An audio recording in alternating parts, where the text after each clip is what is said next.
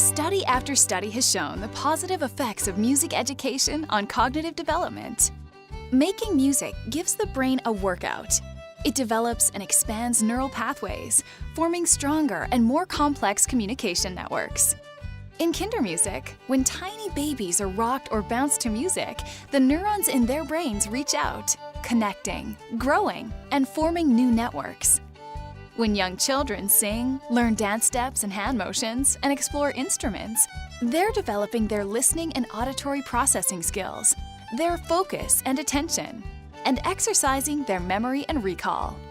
They're also working on essential executive function skills of planning, prediction, and self-control. When they take turns sharing an instrument and finding creative ways to play it, they're problem-solving and exploring cause and effect. In other words, singing, moving, and playing instruments to music is like full-body exercise for the brain.